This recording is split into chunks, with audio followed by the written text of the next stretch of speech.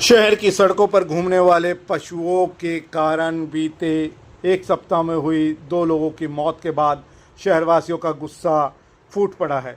बृहस्पतिवार को शहर के प्रबुद्ध लोगों ने जिला सचिवालय के बाहर न सिर्फ धरना दिया बल्कि प्रदर्शन करते हुए सचिवालय भी पहुंचे। सीधे तौर पर कहा जाए तो शहर के लोग अब सड़कों पर उतर आए हैं।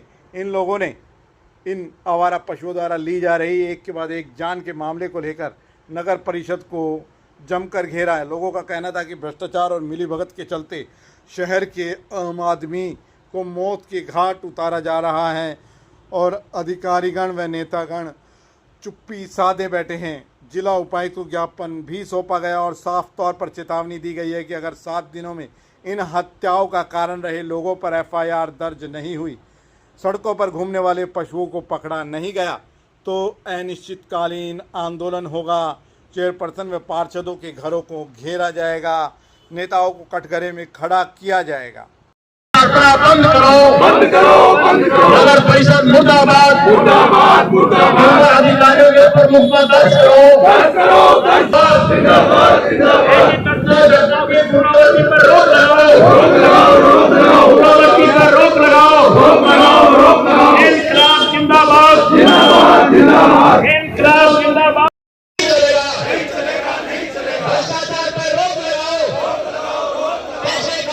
एक बाइट आपकी प्लीज, बड़ा गंभीर मुद्दा है।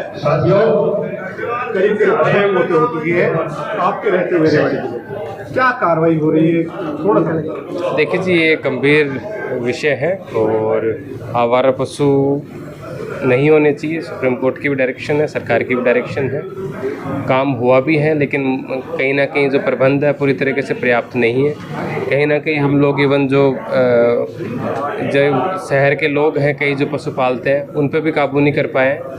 तो हमने कल भी मेरी DMC साहब से मीटिंग हुई है इस बारे में और हमारे 2-3 इसमें मेन काम रहेंगे। पहला तो ये रहेगा कि हम जो पशु यहाँ पालते हैं और गाय को रात को या दिन में छोड़ देते हैं और वापस उसको यूज़ कर लेते हैं अपने घर में शाम को, उनको हम नोटिस दे के उन पर कार्रवाई करेंगे। अगर उनमें से कोई भी दोबारा अपनी गाय को छोड़ता है तो उस पर FIR होगी और हमने बिल्कुल क्लियर बोला है। कल मेरे SP साहब से बात हुई कि हमें FIR करनी पड़ेगी। दूसरा मुद्दा इसमें है पकड़ने का एजेंसी के स्तर पे भी लापरवाही हुई, उसकी जांच हम कराएंगे कि उसकी कार्रवाई कितने उसने पशु पकड़े हैं, क्या उनको प्रॉपर जियो टैगिंग हुई है नहीं हुई है। तीसरा, हमने पहले 4 महीने पहले गौशालाओं से मीटिंग की थी, हमने सबसे कमिटमेंट मांगा था कि आप कितना एक्स्ट्रा अपनी कैपेसिटी बढ़ा सकते हो। उन्होंने हमें एश्योरेंस दिया था बट उतना उन्होंने पशु लिए नहीं है जितने हमसे एश्योर किए थे, तो उनको दोबारा एक पाबंद करेंगे और साथ में जो अपकार्य हैं उसको युद्ध स्तर पर कराएंगे और कोशिश करेंगे कि शहर में आवारा पशु ना रहे। क्या इन 2 मौतों पर भी कोई कार्रवाई होगी? बिल्कुल जी, मैंने बता दिया कि लापरवाही, क्योंकि हमने कहा कि एक लापरवाही ये संभल के आ रही है कि एक तो ओनर्स हैं वो अपनी गाय को छोड़ देते, दूसरी लापरवाही एजेंसी का काम भी थोड़ा ढीला है, उतना स्पीडली उन्होंने उठाया नहीं है जितना उनको टारगेट दिया गया, तो उस टारगेट पे उन्होंने काम किए नहीं है। तो वहाँ जिसकी भी गलती होगी उस पर कार्रवाई करेंगे। क्या सरकार से कोई मुआवजा या कोई इस तरह का एक आपको पता है कि एक सरकार की स्कीम है दयालु 2 के नाम से, वहाँ पर इस तरह की मौतों को कवर किया गया है पूरी तरीके से। अगर कोई भी 18 से 60 साल की उम्र में वर्किंग एज में किसी की भी डेथ होती है तो उसमें हम मुआवजा सरकार देती है। तो दयालु 2 की जो गाइडलाइन उसके मुताबिक मुआवजा दिलाया जाएगा। देखिए, बहुत ही गंभीर और संवेदनशील मुद्दा है। अभी हमने उपायुक्त महोदय को ज्ञापन दिया है, उसमें हमने मुख्य तौर के ऊपर अपने मृतकों को श्रद्धांजलि अर्पित करते हुए कहा है कि हम ये जानना चाहते हैं कि 2026 में 34 लाख रुपया हरियाणा सरकार ने आवारा पशुओं को काबू करने के लिए नगर परिषद रेवाड़ी को दिए गए और उनमें ये तय हुआ था कि 2000 पशु आप उठाएंगे, एक पशु को 1880 रुपया आपको दिया जाएगा। इनके पास चिट्ठी है। हम ये जानने के लिए आए हैं 34 लाख रुपए का अभी तक क्या हुआ, कितने पशु उठाए गए, कहाँ भेजे गए, उसका रिकॉर्ड जनता में सार्वजनिक किया जाए। ये स्पेसिफिक मांग हमने उठाई है। हमारा ये मानना है कि कागजों में सब कुछ हो रहा है परंतु प्रैक्टिकली बहुत बड़ा भ्रष्टाचार इसमें है, वो पैसे गड़ पे जा रहे हैं। नंबर 2 बात कि इसमें हमारी नगर परिषद, हमारा जिला प्रशासन और हमारे स्थानीय जनप्रतिनिधि हैं, उनकी जवाबदेही तय होती है इस मामले में। आम नागरिक की तय नहीं होती कि आम नागरिक को ये कहा जाए कि आप पशुपालकों जाकर ये कहो कि गाय ना छोड़ें। ये प्रशासन का काम है, उनकी जिम्मेवारी है। जो इसमें लापरवाही है और ये लापरवाह आपराधिक जो लापरवाही है उनके ऊपर क्रिमिनल मुकदमा दर्ज किया जाए, उनको सलाखों के पीछे भेजा जाए। हम 3 मांग करने के लिए आए हैं कि मृतकों के परिवारजन को उनको मुआवजा दिया जाए और वो मुआवजा की राशि जो निश्चित हो, जो हमारे सेटल जो लॉ हैं उसके हिसाब से दिया जाए और ऐसे कांडों की, ऐसी घटनाओं की पुनरावृत्ति ना हो, इसके लिए कारगर रोकथाम लगाने के लिए जनता को बताया जाए और जो हो रहा है वो जनता के बीच में पब्लिक डोमेन में बात आनी चाहिए।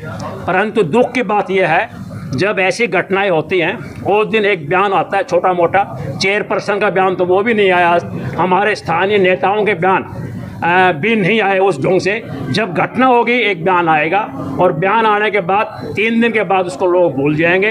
परंतु रेवाड़ी के जो सचेत प्रबुद्ध नागरिक जो irrespective of their liaison, political liaison से ऊपर उठ करके जो आज आए हैं, इन्होंने तय कर लिया है 7 दिन का हमने इंतजार करेंगे। डीसी महोदय का 7 दिन का हम टाइम दे के जा रहे हैं। 7 दिन के बाद हम सिचुएशन को रिव्यू करेंगे और नहीं तो अनिश्चितकालीन धरना आंदोलन की राह हम पकड़ेंगे, क्योंकि नागरिक हमारे हैं। ये गाय नहीं जानती कौन क्या है, कौन किस पार्टी से है, वो पशु है। पशु जो उसकी आट में आएगा उसको मार देगी। इसलिए तमाम नागरिक एकजुट होकर के इसका स्थायी समाधान के लिए आगे आएँ। जब तक आवाज़ नहीं उठेगी, ये भ्रष्ट अफसर एसी में बैठ करके नगर परिषद के लोग वो जो करते आए वही करते रहेंगे।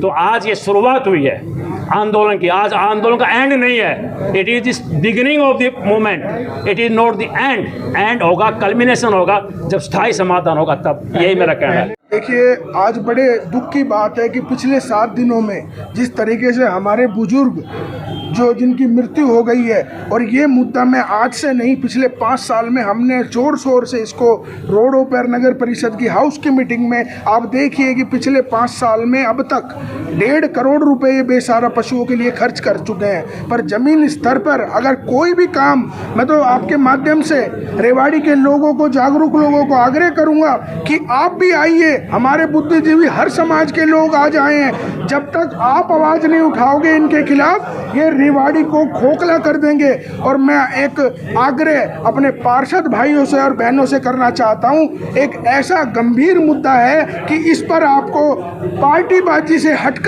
आपको आना चाहिए। आज किसी और के परिवार के साथ है, कल हमारे साथ भी हो सकता है, हमारे परिवार के साथ भी हो सकता है। आज हालात देखिए, ना तो नालों की सफाई, ना जो कह रहे थे 2 महीने पहले कि हम रेवाड़ी को क्वालिटी देंगे, रेवाड़ी को 0 टॉलरेंस करेंगे। मैं आपके माध्यम से, मुझे किसी से डर नहीं लगता, मैं कहना चाहता हूं कि जब तक नगर परिषद से ये 30% का सिस्टम खत्म नहीं होगा, तब तक इस रेवाड़ी का विकास नहीं हो सकता। जनप्रतिनिधियों के घर में से ठेकेदार बैठक करके निकलेंगे, गाड़ियों में बैठ के उनके साथ जाएंगे, तब तक रेवाड़ी का विकास नहीं हो सकता। मैं साफ शब्दों में आपके सामने कहना चाहता हूँ। क्या ये रोड बनाए, 30% सिस्टम करे, क्या कमाए क्या खाए, ये बंद क्यों नहीं होता सिस्टम? मैं तो आपके माध्यम से कहना चाहता हूँ, रेवाड़ी के लोगों को घर से निकलना पड़ेगा, इनके घर के सामने बैठना पड़ेगा, इनके ऑफिसों पे फिर से नहीं, रोज़ हो रही है। और मौत तो आपको दिखाई दे जाती है, जो लोग रोज़ जिनका एक्सीडेंट होता है और जो रोज़ हॉस्पिटल में जाकर एडमिट होते हैं वो दिखाई भी नहीं देते, क्योंकि वो कंप्लेंट भी नहीं करते। और हालात बहुत बद से बदतर है। और जब तक जिम्मेदार लोगों के खिलाफ पर्चे दर्ज नहीं होंगे, तब तक ये सिलसिला रुकेगा नहीं। और आज लोगों को इतना अपराधियों से डर नहीं लगता होगा जितना घर से छोटे छोटे बच्चे स्कूल जाते हैं उनकी हालात, कोई बहन बेटी स्कूटर पर जा रही है उसकी हालात। अब ये जो 2 बुजुर्ग गए हैं, दोनों वैसे दोनों एज थे, लेकिन उनके घर से जाके आप पता करो ना कि ऐसे समय से किसी का भी जाना, परमात्मा राजी खुशी किसी को बुला ले, एक तकलीफ़ नहीं होती। एक 85 साल के बुजुर्ग, एक 75-76 साल के बुजुर्ग, मतलब क्या हालात है। और जब 4 दिन लिपापोती करने के बाद कुछ नहीं, 4 दिन यहाँ बात करेंगे कब हम ये कार्रवाई करेंगे, उसके बाद कुछ भी नहीं। म्यूनसिपल कमेटी में जितना बड़ा घोटाला है, इन्होंने कुत्ते की नसबंदी के नाम पे लाखों रुपए यहाँ से लूट के ले गए, तो किस बात की है? और ये MLA की सिर्फ ये झाड़ू लगाने से काम नहीं चलेगा। कब तक ये झाड़ू से आंखों में धूल झोंकोगे? और माननीय सांसद महोदय ये कहते थे कि मैं मीटिंग में आऊँगा। ये मीटिंग हो चुकी है हाउस की, कब आए वो हर चुनाव में ये कहते थे कि इस बार वोट दे दो, मैं गाँव में धन्यवाद दौरा करने आऊँगा, कभी नहीं आए। तो कम से कम लोगों के जीवन के साथ तो खिलवाड़ मत करो, अपने कोई तो नैतिक जिम्मेदारी लो। 50 साल से आपको यहाँ नेता बना रखा है, आपको जनता अपने खून पसीने से आपको सींच रखा है आपको, और आपका लोगों की जान की परवाह भी नहीं है। अब आए ना, इन कम से कम इन जो दो जान गई है उनके घर पे बैठ के जाए ना, कम से कम उनको उनके मरने में तो लगा के जाए। सिर्फ ये कहने से कि भाई मैं आऊँगा और मैं ये करूँगा, क्या जिम्मेवारी है उनकी? उनके लगे तो तकलीफ हो, खुद भी तो 75-76 साल के बुजुर्ग हैं। अगर उनके साथ ये हादसा हो तो क्या हो, बस उस दिन समाधान हो जाएगा। बड़ी कैटल फ्री हुआ था आपके कार्यकाल में, ठीक है, तो क्या कहेंगे आज भी इतने पशु घूम रहे हैं? इसके बारे में बताना चाहूँगा कि कैटल फ्री कैसे हो सकता है। उस टाइम किया गया था तो एक सेंसस हुई थी, कैटल सेंसस, कि हमारे शहर में कितने आवारा पशु हैं। हमको एक बार उनको हमने राउंड अप करके उनको गौशाला में भिजवाया था। तो अभी प्रशासन के पास तो कोई एक्शन प्लान है ही नहीं। प्रशासन को खुद नहीं पता कि हमारे शहर में कितने बेसहारा पशु है ना। और हमने जो आप एनिमल हस्बेंड्री डिपार्टमेंट है उसको इन्वॉल्व नहीं कर रहे। जो गौशालाओं को जो आयोग जो बना हुआ है, जो चंदा इनको देता है, जो दान देता है, जो ग्रांट मिलती है, तो उनकी भी कोई जवाबदेही बनती होगी कि वो पशु कौन से रखे जा रहे हैं वहाँ अंदर, इन पशुओं को कौन ले जाएगा।